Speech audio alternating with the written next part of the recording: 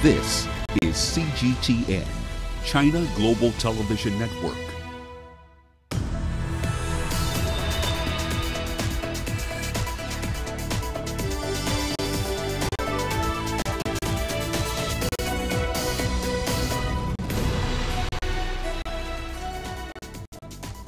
Hello there and welcome to Global Business Africa. We'll be giving you insight into Africa's business and financial markets.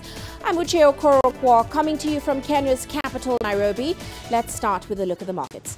Now, emerging markets fell today, and that's after weak data from Europe reaffirmed fears over global growth. We saw MSCI's index for emerging markets falling about 0.3% on the day. Now, key markets on the continent sort of followed that trend. We saw South Africa's JSE down, with market heavyweight Naspers offsetting gains by most indices. Now, of course, Naspers was tracking losses of Chinese media giant Tencent, which of course is under pressure after releasing disappointing fourth quarter results on Thursday.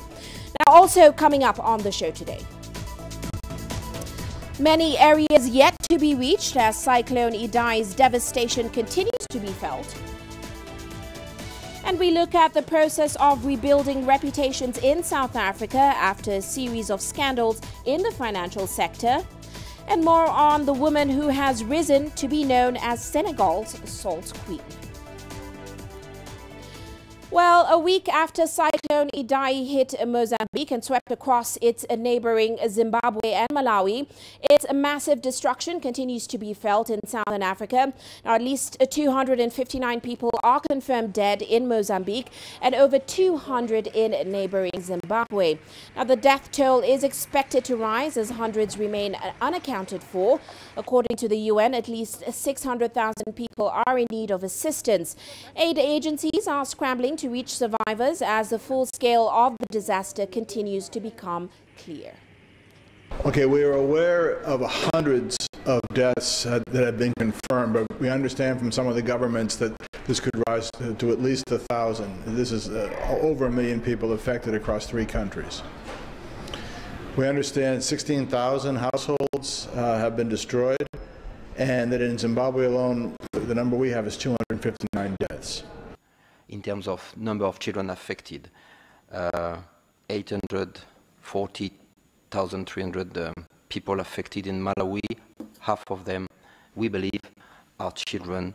250,000 people affected in Zimbabwe. Half of them are children, and the same for Mozambique. Meanwhile, the United Nations World Food Programme is airlifting relief supplies to stranded people in Mozambique. Now, the country is among the hardest hit by severe flooding caused, of course, by Cyclone Idai. The WFP says nearly 2 million people in Mozambique will need food and aid in the next 3 months. Here's CGTN's Brian Toussiant reporting. A wide-scale rescue operation has been going on in Mozambique for about a week now. Some of those who have been lucky to survive the floods have been found on trees and rooftops. There is someone up there on that big tree. This person has been sitting there on that same tree since Friday without any food or anything. How are they supposed to leave? Hundreds of people have been killed and thousands more are displaced. The strong winds started, and then the next day, water started coming in and we had to flee. I grabbed my children, my goat, my chickens, ducks. They all left. We are without clothes, without anything. We don't have anything to eat, nothing, just the clothes on our backs. The United Nations World Food Programme is coordinating food drops to remote areas for those in urgent need. So today we had our first winner's flight, and we managed to go to Barangara, and we also went to Kaya, brought back some stuff from Kaya back to Beira, and we are planning another rotation now back to Barangara to deliver some more foodstuffs to the people that are stranded out there. The WFP has stepped up airdrops of cereal, high-energy biscuits, and water purification tablets to isolated pockets of people stranded by the floodwaters. WFP is continuing distributing food in Beira city, but also in isolated areas outside the city of Beira. We have deployed helicopters and a cargo plane And we have about 1,700 metric tons of food on the trucks moving towards Mozambique, and have identified more food in the region that we will moving towards the people in need in Mozambique. The immense scale of the damage is starting to become clearer. About 90% of the city of Beira has been damaged. In surrounding areas, entire villages have been wiped out. Humanitarian agencies fear that the number of people affected will increase as heavy rains are forecast to continue.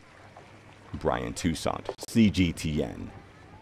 Now, the rescuers who are being ferried by helicopter pilots have been seen by many as the unsung heroes in Mozambique.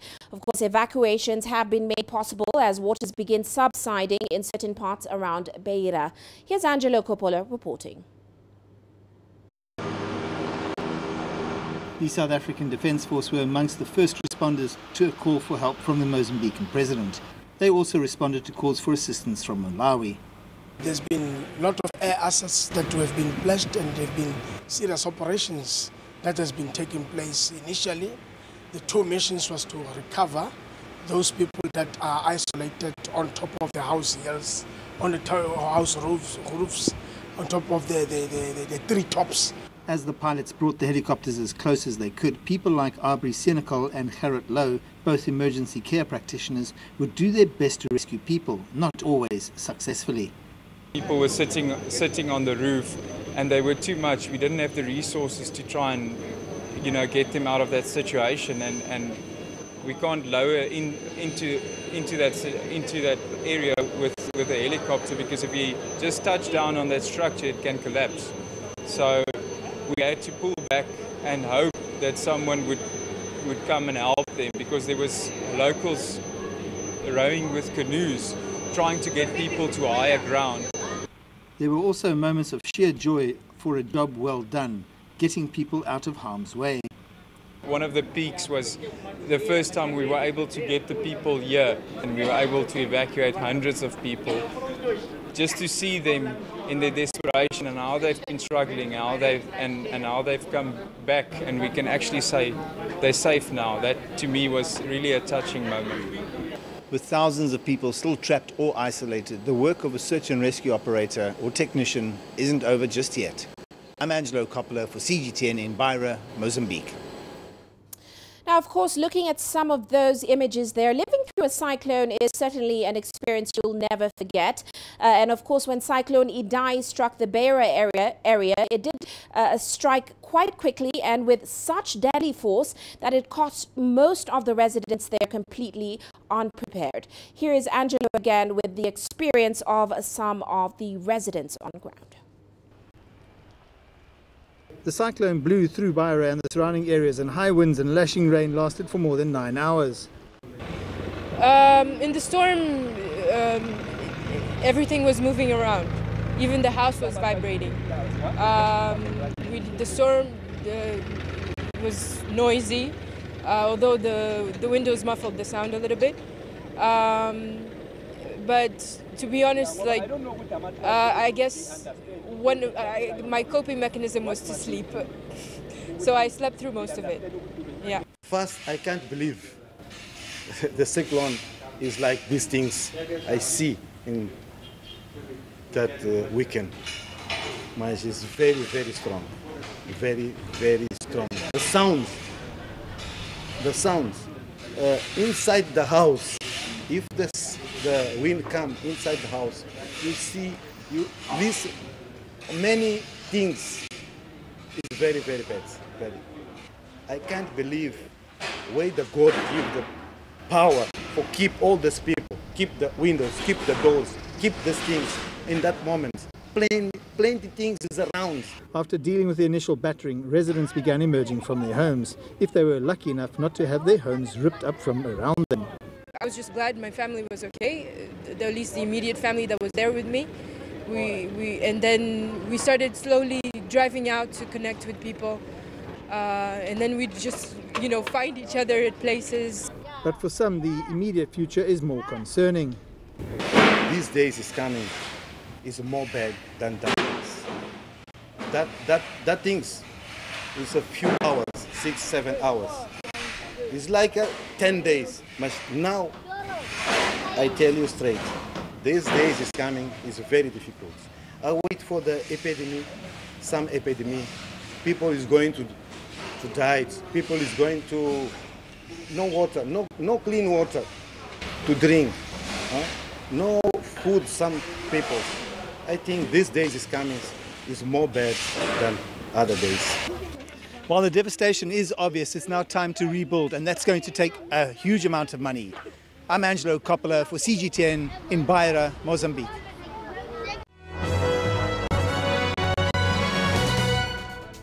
Let's move on now and take a look at some of our corporate headlines today. Nigeria's National Petroleum Company says it plans to revamp its refineries in order to help Africa's biggest crude oil producer save billions of dollars on fuel imports. Of course, Nigeria has awarded Italy's Mare Tecnimont a $50 million contract to tackle the Porta Corte plant. Now, Nigeria has about 445,000 barrels per day of refining capacity across 4 separate facilities, which operate well below capacity. Meanwhile, Standard Chartered Bank Kenya has announced a 17% jump in net profit to over $80 million. Now, this puts it on track with other Tier 1 lenders whose earnings for the year to December 2018 have risen. The profit arises from the previous year's $69 million and was supported by growth in both interest and non-interest income, as, of course, costs reduced on less provisioning for loans. And Indonesian airline Garuda plans to cancel a $6 billion order for Boeing 737 MAX jets. Garuda says that some of its passengers will be frightened to board the plane after 2 fatal crashes, although analysts say the deal had long been in doubt. Now, the news came as another 737 MAX customer, Norwegian Air, played down the significance of a move by Boeing to make compulsory a previously optional cockpit warning light. And Levi Strauss & Co., which gave America its first pair of blue jeans, is public for the second time. Its stock opened for trading on Thursday, up about 31% on very strong demand, and of course recently changed hands at about $22.90. That's up about $5.90.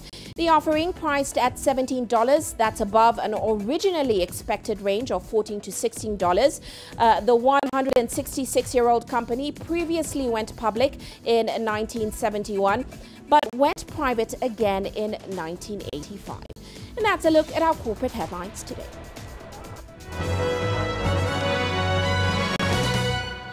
Well, let's head into a short break now. Still to come.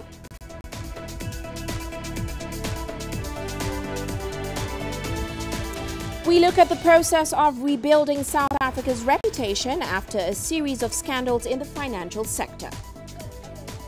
And how far is the world from the goal of water for all before 2030? The world economy as we know it is about to change.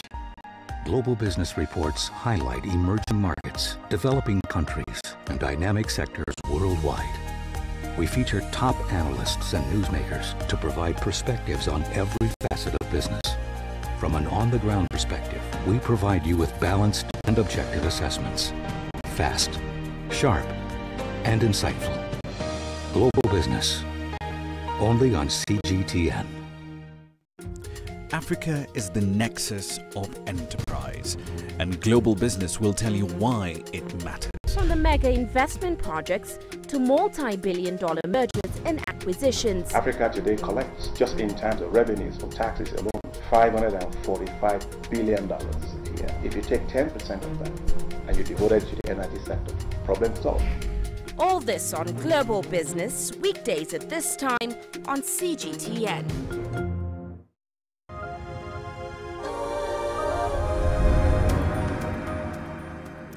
Welcome back. Well, let's go to South Africa now. The country is slowly working on repairing its reputation, and that's after a series of scandals that rocked the financial service industry. Some accounting firms have had to close their doors after it emerged they had dealings with the Gupta family, who of course are implicated in corrupt drug dealings with the government. Auditing giant KPMG, retailer Steinhoff, as well as PIC are all still feeling the impact of being under investigation. In the case of VBS, a South African mutual bank, 2 executives have been barred from practicing in the financial sector. Here's Sumitra Naidu reporting. The 2 VBS board members that have been debarred by the Financial Services Conduct Authority were former executives of the PIC.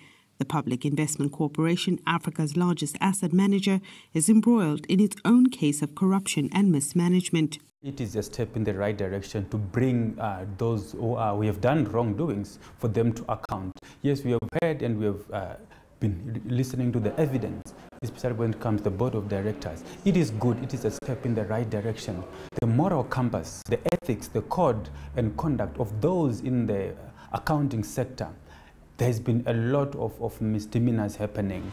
An investigation commissioned by the South African Reserve Bank found that over 80 people enjoyed getting rich at the expense of poor people's savings. The investigation report was labelled The Great Bank Heist. $143 million was stolen from hard-working farmers, mothers and community businesses. I believe the whole nation was caught flat-footed in terms of the ripple effect that came and emanated from the VBS saga. Because if you look at the reaction has been so bad in the market economy, and the relegation of South Africa to junk status has got that effect. The decision to bar the 2 former VBS board members from practicing in the financial services industry has been widely welcomed, but many want more action. There's been old bylaws within the accounting sector of about 100 years old, which have not been changed to suit the current market economy. So that now means that the needs of the people and the needs of those who are in the accounting sector are not on par. They are on different on different levels. So it brings in difficulties, even in terms of instilling discipline for them to act in accordance to the ethics and the moral conduct. The president has done well thus far to root out corruption and improve governance, but action against those found guilty has been slow thus far. Much attention is now being given to the National Prosecuting Authority and its new boss, who could ensure solid convictions. Sumitra Naidu, CGTN, Johannesburg, South Africa. And of course, today is World Water Day. Government, business and civil society organizations from around the world have pledged to work together to achieve water security and universal access. Now, in South Africa's capital, Pretoria, delegates gathered to look at the challenges in the water sector and how they can be overcome. The country faces a mammoth challenge to provide safe water and sanitation to all its citizens by 2030, which of course is the target for the United Nations Sustainable Development Goals. Here's CGTN's Julie Shire with more. Finding clean water is a daily struggle for people in Hammanskraal, a town just outside South Africa's capital, Pretoria.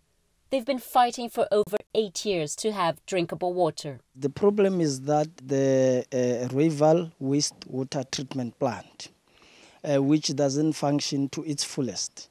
The effluent, the dirty water from the sewer flows into the Abyss River, and then the Abyss River flows down here to the catchment area. The water that comes from our taps, it's very substandard water. Tshwane municipality recently tested the water and declared it fit for consumption, but concerns have been raised by the National Water and Sanitation Department and the Human Rights Commission over its quality. Residents too say they don't trust what's coming out of their taps. We buy water from the shop because of this water gets us sick. When we drink the water from the tap, we get sick. Sometimes kids drink this water from the tap and go to hospital. Very angry about this dirty water we're drinking, washing, and our clothes become discolored. We have written a memorandum to the Department of Water so that they can purify this water for us. Farming and other activities have all dried up, while residents await the completion of upgrades to a water treatment plan in the area. In the farmers at Rooiwal, they complained about this water because of they are no more doing business. because of they cannot sell their vegetables because of their vegetables are now substandard because of this water. When I grew up, we used to come here, swim here. But you can see there's no one swimming here, because there's no one fishing here, because the water is rotten. Hammanskraal is just one of many towns in South Africa that does not have clean running water, but there could be bigger problems ahead. The country could run dry in just over 10 years if a proper water plan is not put into place. Julie Shara, CGTN, Hammanskraal, South Africa. Well, as we celebrate World Water Day, let's break down some of the current realities around water globally. We're joined by David Katende. He is the CEO of leading water and energy solutions company, Davis and Shirtliff. You're very welcome to the studio. Thank you very much, Uche. And happy World Water Day. And the same to you. Yeah. Now, this, of course, the theme of World Water Day this year is no one left behind. When we look at the stats from UNICEF and the WHO, I think, nearly 1 billion people today live without access to clean drinking water. So give me a sense of the scale of the problem. Yeah, it's for Africa, speaking for our continent, it's quite dire, because the truth of the matter is that we tend to go from one extreme, like right now in Kenya and in the surrounding region, it is very, very dry. We've got some people who do not have enough water to drink, and then not very far from us, there's been this cyclone that has got people who have so much water around them, they just do not know what to do. And so what tends to happen is we go from one extreme of not having enough water to having too much water, and then just not being well prepared. So it is, I think in many parts of Africa, it's like 60% of the people do not have access to clean, potable water within easy reach. And that is a serious problem. Yeah, it is a serious problem. And of course, your company, it does deal with water solutions, especially in East and Central Africa. So give me a sense of what your thoughts are on what needs to be done, especially to ensure that everyone has access to clean water. And of course, how we're handling some of these huge challenges on the continent right now. Well, Davis and Shirtliff is actually an old company. We're over 70 years old. And we have represented products from Europe for many, many years, companies like Grundfos and Pedrolo, European brands. But we also have our own brand called Daylif. And that is something that we have recently introduced, which is much more pocket friendly. And I think one of the issues that people face is that sometimes you need equipment that is affordable and that does the job efficiently. Water is very, very precious, and we all need to value it more. Those who are fairly privileged need to appreciate it, and I personally don't think that water should be given for free. I know there are some such situations where people are absolutely desperate and they just need to be given the water, but generally the point I'm making is that it is a precious, precious commodity, and we cannot afford to waste even a drop. And so in finding solutions, we tend to point fingers at the government and saying they haven't done this and they haven't done that. But what about you and me, Uche? Have we been storing water when it's plentifully available and then utilizing it as well as we can, not wasting it, recycling it, reusing it, and eliminating waste? Those are some of the most important things that everyone needs to be Very quickly, you did talk about a product you have. Yes. How does that work? Okay. Well, we have water pumps that are used to just take water from one place to another, and most recently we're using a lot of solar energy. And I must tell you something, the best kept secret is many people think that solar solutions are expensive, but actually the cost of the solar module or the solar panel has come down. It has halved and halved again in the last 10 years, and so it is much more affordable than it used to be. So some of the solutions we're using now are solar powered borehole pumps to take water out of the ground, and then we're using water treatment equipment just to cleanse the waters, to remove things like fluoride and floating suspended solids in the water to make it more affordable. And so those kinds of solutions are things that should be considered. And of course that project is in the region right now. Yeah, we've just recently done one with Meru in Kenya, and also in Uganda. Okay. In Meru, it was with the county government, and in Uganda, it was some of like the Danish Refugee Council in the Norwegian and the Ugandan government. Now, we're running out of time, but I want to get your sense on what you think are the greatest challenges to especially achieving that SDG goal, which says avail water for all by 2030. Do you think that's realistic? What are the biggest challenges? Well, 2030 is not far away from now, but the biggest thing that it's marginalized people and poor people, people who have had to move away from their homes, who have been forced away by migration. And so that is a real problem that causes people to not have water available to them. But we've just got to work together with governments and with local, provincial, counties, and as individuals, do our bit to make sure that everyone has water, because it is life. Well, certainly would have loved to discuss further with you, but we've run out of time. But thank you so much for joining us. Thanks for having me in the Uche. studio, and of course for your insights. Thank you. Of course, that was Mr. David Gatende. He is the CEO of Davis and Shirtliff. Well, let's move on now. Still on World Water Day, Kenya too faces a crisis when it comes to water and sanitation. It is estimated that about 19 million Kenyans lack access to clean water, while a further 27 million people lack access to improved sanitation. Now, as the country grapples with drought, a leading company in water and energy solutions, partnering with missionaries and local communities, has now come up with a self-sustaining model, and it is being replicated across the East African nation. Here's Robert Nagila reporting. It's mid-morning in Isinya, a sub-county located about 60 kilometers from the capital, Nairobi. As temperatures close in on 30 degrees, a steady stream of animals makes its way to a solar-powered borehole, the only water point for miles. This water project has really helped us. Before it, Emmanuel Garoyo, a local elder, says, we suffered a lot and had to walk very far to get water. The borehole is an initiative between a group of missionaries and a local company, Davis and Shirtliff, to provide water for a children's home and the local community.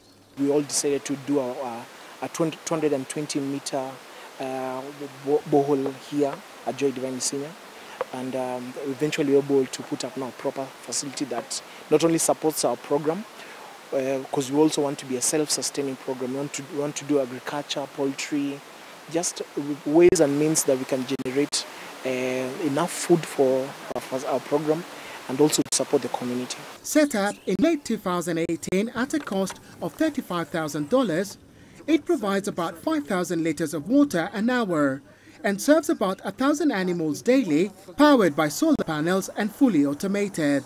Now, one of the things we looked at when we were thinking about this project was sustainability, and the second one was impact. And you look around, you see how dry it is, and so the immediate need was water.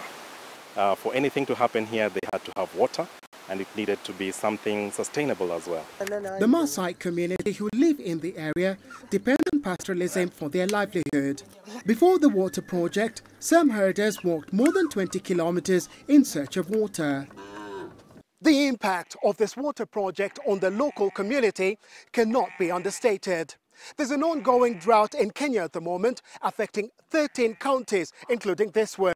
But locals say, as a result of the water project, they've hardly felt it.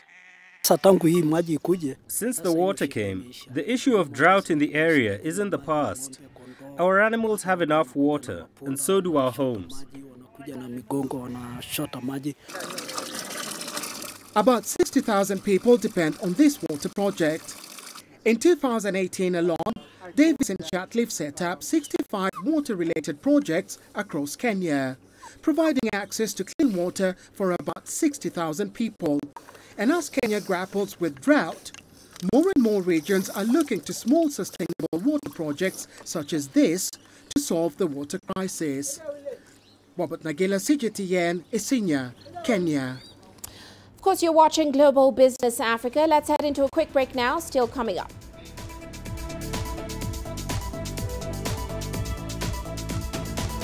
Chinese President Xi Jinping visits Italy on the first stop of a three-nation visit to Europe. And Britain gets an extra 2 weeks on its Brexit deadline to devise a way out of a deadlock.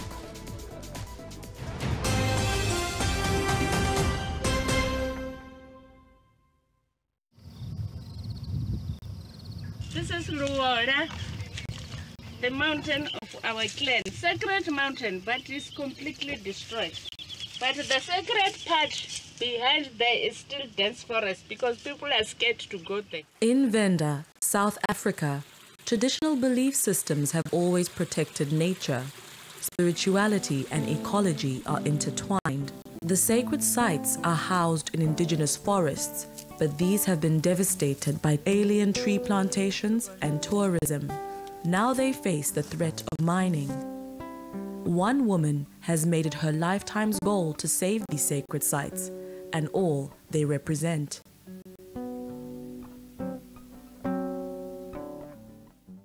Business in Africa is at the crossroads. We celebrate those who are adopting and thriving despite the challenges, from grassroots to big businesses. Global Business takes you along for the ride as we track the making of a giant. Only on CGTN.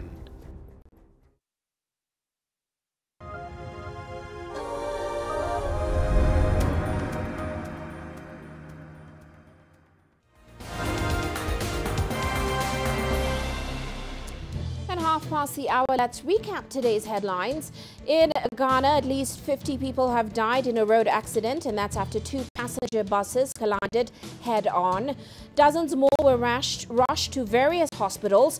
Police are yet to ascertain the cause of the accident. Of course, the road affected is one of the most important routes connecting 2 parts of the country. And the UN Migration Agency says at least 259 people were killed in Zimbabwe by Cyclone Idai, and some 217 are still missing. In Mozambique, the death toll stands at 242, while in Malawi, 56 people have died. The UN humanitarian response team says many areas remain flooded, and a final count of the dead will take some time. And Boko Haram militants have killed at least 23 Chadian soldiers, according to Chadian security forces. The attack took place in the town of Dangdala, near the banks of Lake Chad. Now, it is believed to be the deadliest attack inside Chad by the Islamist insurgents. Boko Haram has been fighting for a decade to carve an Islamist caliphate out of the northeast of Nigeria and has carried out regular raids over loosely guarded borders into neighboring Chad, Niger and Cameroon.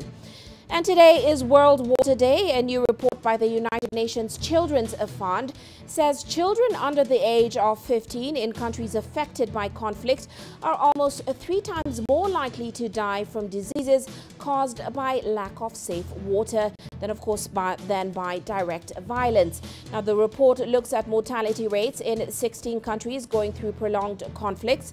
It states that without safe water, children are at risk of malnutrition and diseases including typhoid, cholera and polio. Girls in particular are vulnerable to sexual violence as they collect water or venture out to use latrines. And that's a recap of today's headlines. And moving on now, Chinese President Xi Jinping is in the Italian capital Rome on a 2-day state visit.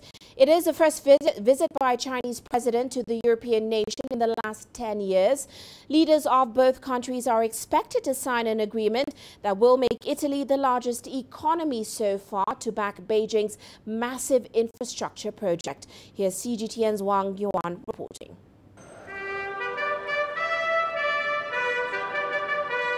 Chinese President Xi Jinping was given a red carpet welcome by his Italian counterpart Sergio Mattarella on Friday.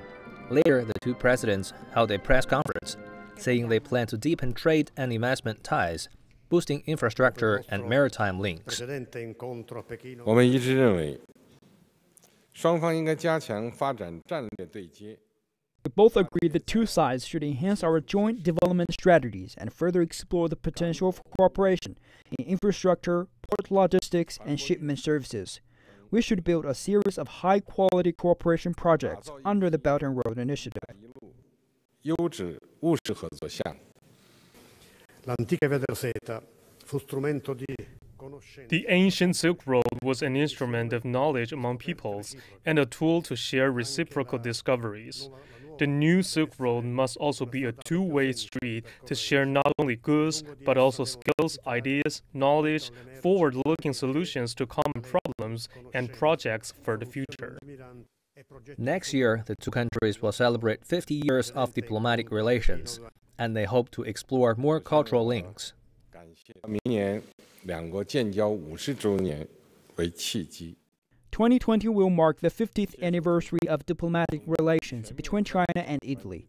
Together with Italian President Sergio Mattarella, we agreed to hold the 2020 Cultural Year of Chinese Tourism in Italy and the Italian Year in China to bring new opportunities for our already excellent relations in various sectors.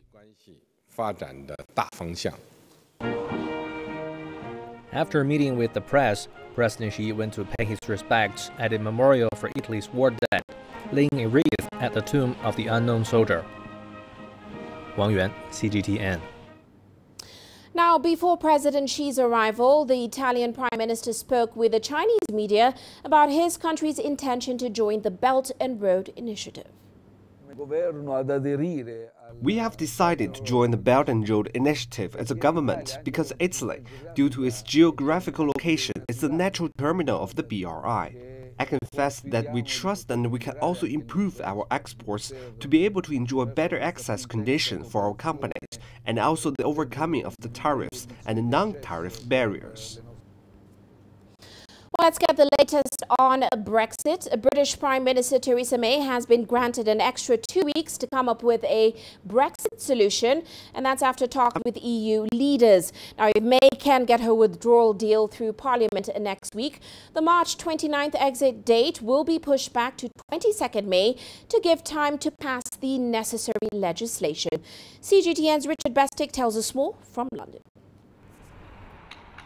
An almost palpable sigh of relief in London as the threat of a cliff-edge no-deal Brexit is averted, albeit briefly.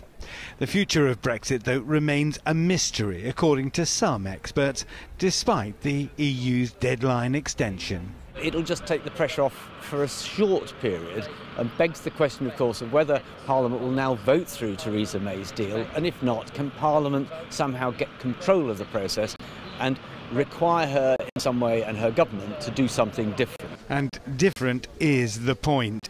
UK Prime Minister Theresa May shows no sign of changing tack, saying again members of Parliament must choose between no deal and her deal, while senior members of Parliament suggest if she does force through her deal a third time, it would again end in defeat. And that's why this morning there are serious discussions taking place on this so-called indicative vote, which is how Parliament takes control and decides between the various options. Among Britain's business community, relief that next week's deadline has been moved is genuine but qualified, according to ESIPE, a European economic think tank. They want to see certainty. They want to see that they know what's going to happen, not just in the next month, but in the next 6 months, in the next 5 years, and they still don't know that. So what happens next? Well, the answer is we really don't know. The possibilities of a crash-out, no-deal Brexit remain, or there could be another referendum. There are many twists and turns still in this sometimes toxic Brexit tale. Richard Bestick, CGTN, London. And shifting focus now, foreign tourists in China's central coast city of Shanghai will now no longer need to wait until they get to the airport to pick up their tax refunds for luxury purchases. And that's because some of the city's popular shopping locations are now offering the refunds on site. Here's CGTN's Chen Tong with more. This is your passport number. The Bailiang Outlet Plaza in suburban Qingpu is one of 3 Shanghai shopping malls that now let foreign tourists get their tax refunds just down the hall from the shops. It's making life easier for many foreign shoppers, including Korean tourist Ouyang Jae, who comes to China every 2 or 3 months. In the past, he needed to get his refunds at the airport just before he left. And the new policy is saving him a lot of time. And spend almost 30 minutes, and the time is really hurry up to me. so it is going to be really convenient. In the past months, the outlet has refunded a total of 4,200 yuan in taxes. The new policy is expected to bring more sales to the mall, especially during the Import Expo later this year. The outlet is just a 20-minute drive from the National Exhibition and Convention Center, where the International Import Expo is held. Many shoppers go right back for more shopping as soon as they get their tax refund. Our sales to foreign tourists were up more than 55%, and we expect this to rise this year. Jiangdang, the new World Daimalu, and Riyadh are now also offering the pilot point of purchase tax refund service, and so far have paid back some 10,000 yuan to tourist shoppers. The Shanghai Tax Bureau says that it's planning to add more malls to the pilot program to encourage more tourist shopping. We hope the new policy will help to boost Shanghai's tourism and consumption sector. We will see how things go and adjust our plans, and also bring more shopping malls into the pilot program. Shanghai's foreign tourist arrivals came to almost 9 million last year, a year-on-year rise of over 2%. Shanghai began tax-free policies for foreign tourists in 2015, and since then has refunded a total of over 90 million yuan. Chen Hong, ICS for CGTN, Shanghai. And staying in the city, Asia's biggest information technology fair, Electronica China, is underway at the Shanghai New International Expo Center. With more than 1,500 exhibitors, this year's focus is on the development of the automobile industry. Here's Mi Jiai with more. A major exhibition at this year's Electronica China is dedicated to supporting the development of the automobile industry, going smarter, going automated, and getting connected with 5G networks. Rapid changes in their clients' orders is impacting all companies supplying components to automakers, and TE is one of them. It specializes in providing connectivity solutions for cars, and they say they've been figuring out how to create multiple electronic connections for moving cars, especially needed considering how quickly China is rolling out plans for 5G. In a 5G scenario, cars will need to talk to the outside world a lot, including other moving cars as well as fixed terminals on the roads. So where to put your antenna in the car becomes a big challenge. In the past, we might have used 3 or 5 antennas, but in future generations of cars, there may be 20 or even more. We are coming up with a solution for that, and many of our clients are very interested. Staying connected is just one part of cars becoming smarter. Another key element for the cars of the future is whether they will be able to deal with multiple tasks quickly enough, and that relies on some very small components. The electronics units, the integrated circuits, and the question there is whether they'll have enough capacity. TDK is one of the electronics manufacturers at the show, and they say they are working on the problem. Car makers will not expand the size of the electronics panels. They will not be super big just because they are smart. So that means we have to enlarge the capacity of the IC panels without taking up too much space. To support an advanced driving assistance system, the capacity has to be at least double that of a standard panel now. And also, smart cars will need more electronics components than they did before. We are seeing a 20 or 30% increase in our orders every year. The organizers set aside an Automotive Day forum for manufacturers in the auto industry to talk about the current trends in the market. Apart from automobile, this year's Electronica China also showcases smart factory, AI, the Internet of Things, and some other high-tech manufacturing sectors. This year's Electronica China has more than 1,500 exhibitors and expects some 85,000 visitors. The show will run through Friday this week. Mi Jiai, ICS for CGTN, Shanghai. And moving on now, here's a quick look at how commodities performed today. Oil prices falling further from 2019 highs, but of course they were set for a third consecutive week of gains, and that's due to supply cuts led by OPEC and of course US sanctions on Iran and Venezuela. Meanwhile, gold prices rising today as well, as disappointing economic data from the Eurozone certainly added to concerns of a slowdown in global growth, which of course drove investors away from riskier assets. Well, let's head into a short break now. Here's a look at what's coming up.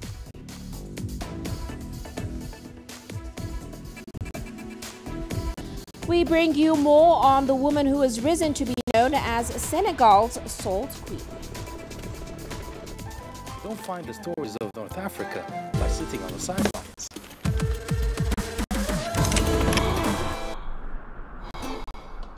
No one else will take you where we can in North Africa.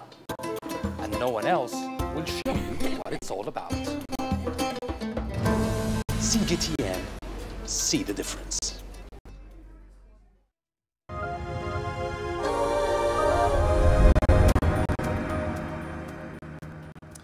Now, the Ministry of Finance in Sudan and the Arab Monetary Fund have signed agreements for 2 loans worth about $300 million. Now, the loans will be provided by the Abu Dhabi-based Arab Monetary Fund. President Omar al-Bashir's government has been hit by political instability after protests erupted across the country in December 2018. The protests were in part brought on as a result of poor economic conditions in the country. The Arab Monetary Fund's Director General Abdul Rahman al-Hamidi met with Sudanese President Omar al-Bashir in Khartoum.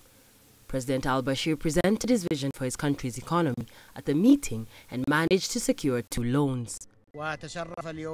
Today, the Arab Monetary Fund is honored to sign 2 loan agreements with the Ministry of Finance in this great country. The 2 loans are a total of $230 million. The Arab Monetary Fund has several programs dedicated to supporting and financing Arab countries in times of crisis or exceptional circumstances. Another program, which is the Arab Trade Financing Program, in the range of $70 million. The Arab Monetary Fund and the Arab Trade Financing Program are 2 Arab institutions working with Arab countries at different times.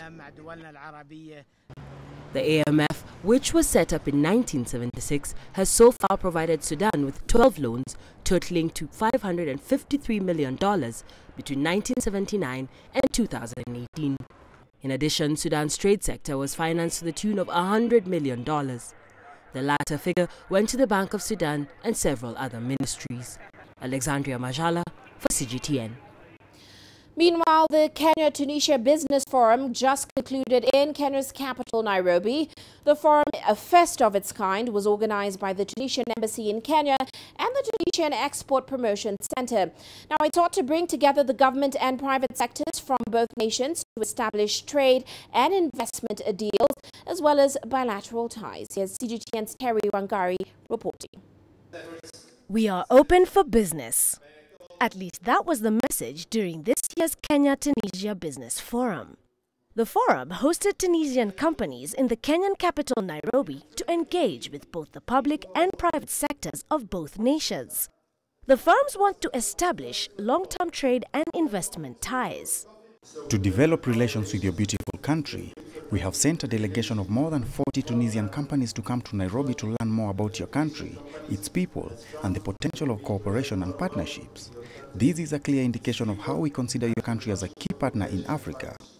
We could create a really trade and investment corridor between Kenya and Tunisia, and the whole line that connects all us all the way to Europe. You have a lot of agreements with European countries that we don't have, and that can also free our goods and to those countries and go in tariff-free because of our partnership with yourselves.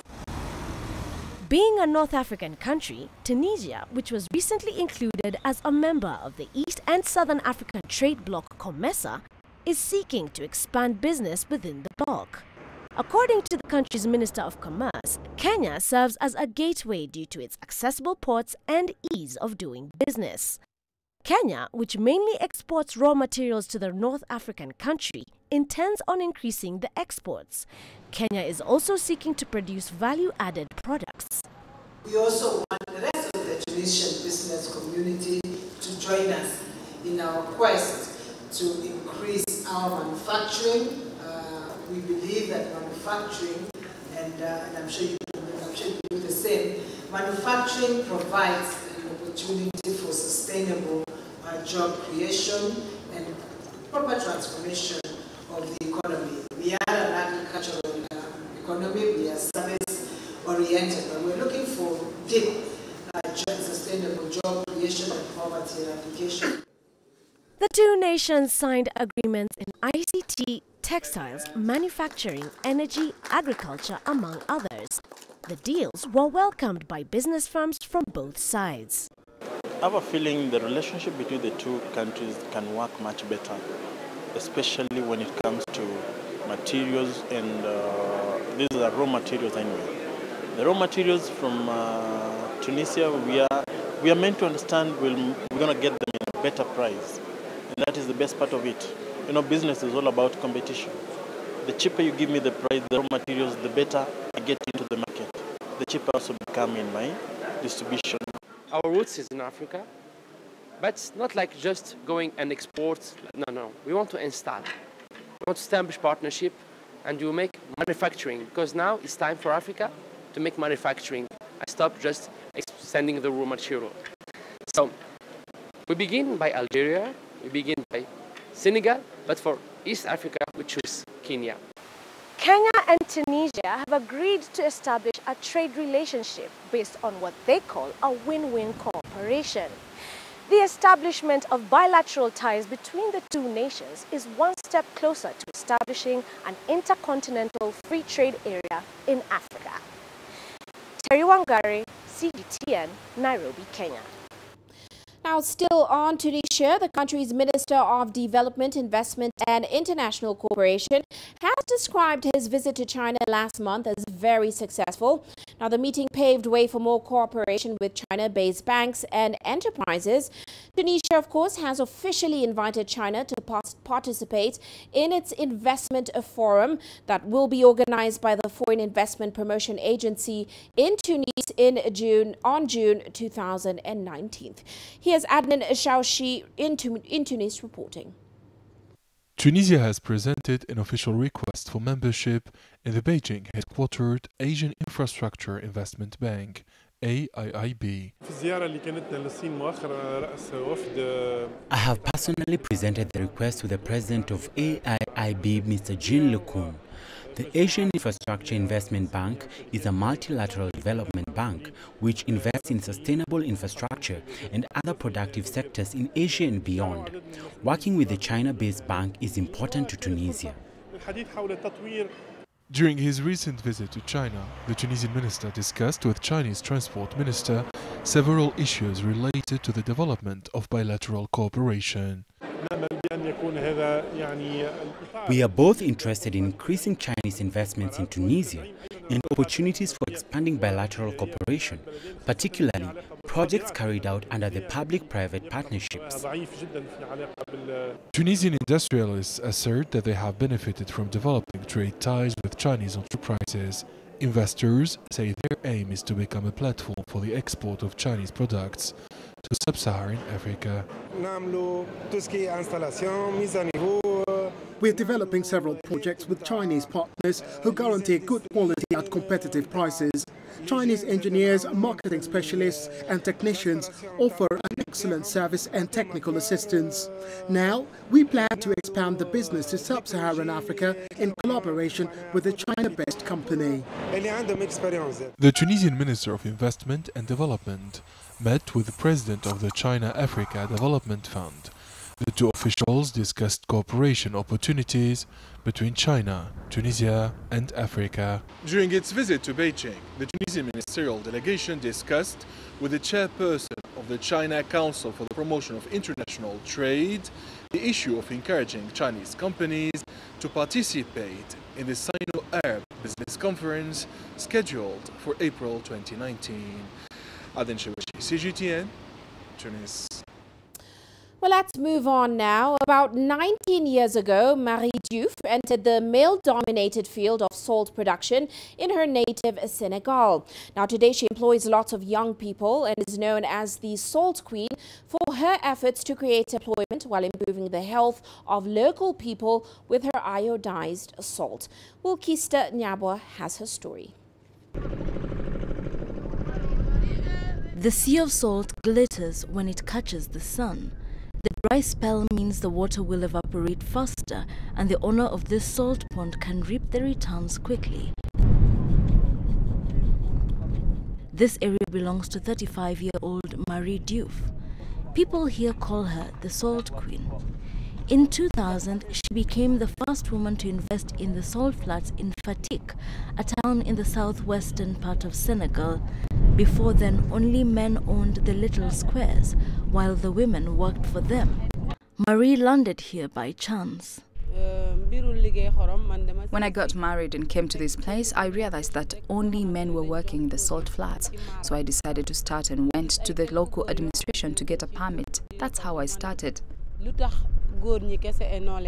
a loan from the bank and her savings, Marie went into the salt business. The process starts in November when workers pump salty river water to the flats. They wait until the water evaporates, then chip at the crystallized mounds of salt. They pack the salt into little sacks ready for sale. It is good business. I use the money I get here to support my husband to run the household, pay the children's school fees, buy their medication.